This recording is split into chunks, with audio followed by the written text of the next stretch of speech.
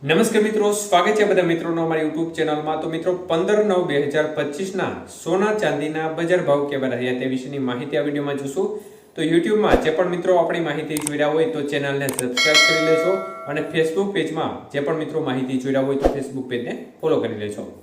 તો ચાંદીની બજાર જોઈએ તો 1 ગ્રામ ચાંદી 133 રૂપિયાનો ભાવ, 8 ગ્રામ ચાંદી આજે 1064 રૂપિયા, 10 ગ્રામ ચાંદી 1330 રૂપિયા, 100 ગ્રામ ચાંદી 13300 રૂપિયા અને 1 કિલો ચાંદી આજે 1,33,000 રૂપિયા સુધીના ભાવ જોવા મળ્યા હતા। તો મિત્રો ખાસ કરીને આજે ચાંદીની બજારમાં ફરી એકવાર પ્રતિ 1 કિલોએ કોઈ પણ પ્રકારની હલચલ જોવા મળી નહોતી। જ્યારે 22 કે સોનાના ભાવ જોઈએ તો આજે 1 ગ્રામ સોનું 10,190 રૂપિયા, જ્યારે 8 ગ્રામ સોનાનો ભાવ આજે 81,520 રૂપિયા, 10 ગ્રામ સોનાનો ભાવ 1,01,900 અને 100 ગ્રામ સોનું 10,19,000 રૂપિયા સુધીના ભાવ જોવા મળ્યા હતા।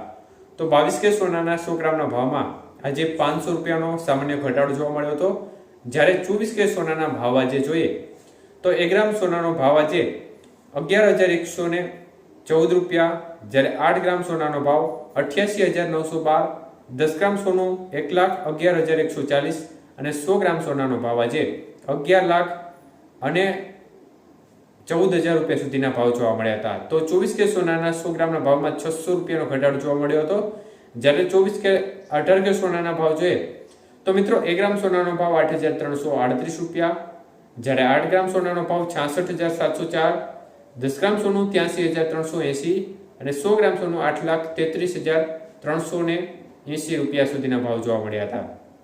800 રૂપિયા સુધીના ભાવ જોવા મળ્યા હતા। તો મિત્રો 18 કે સોનાના 100 ગ્રામના ભાવમાં 400 રૂપિયાનો બજારમાં ઘટાડો જોવા મળ્યો હતો। તો બજારની સ્થિતિ જોવા જઈએ તો આજે સતત બીજા દિવસે સામાન્ય એવો ઘટાડો જોવા મળ્યો છે। મુખ્યત્વે મોટા ભાગના દિવસો દરમિયાન છેલ્લા 15 દિવસથી આપણે જોઈ રહ્યા છીએ કે બજાર છે તે એક ધારી આગળ વધી રહી છે અને દિવસે ને દિવસે નવા રેકોર્ડ તરફ જઈ રહી છે।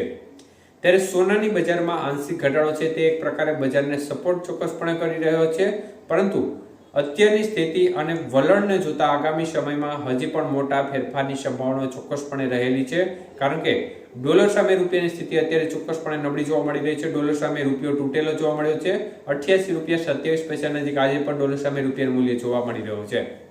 ત્યારે મિત્રો ખાસ કરીને ડોલર સામે રૂપિયાની સ્થિતિ અમેરિકામાં જે ટેરિફ રેટ ઘટવાની સંભાવનાઓ આગામી દિવસોમાં જો કોઈ વાટોઘાટો થાય તો આ સંજોગોમાં દેખાઈ રહી છે। એટલે આ સંજોગોમાં જો ટેરિફ રેટ ઘટે તો બજારમાં ઘટાડો પણ થઈ શકે છે। અન્ય તરફ અમેરિકામાં વ્યાજ દર ઘટવાની સંભાવનાને પગલે જો આગામી સમયમાં આ પ્રકારની સ્થિતિ બને તો પણ બજાર ઘટવાની સંભાવનાને નકારી શકાય નહીં। એટલે આગામી સમયની સ્થિતિ શું રહેશે તેના ઉપર બજારનો મુખ્ય આધાર રહેવાનો છે।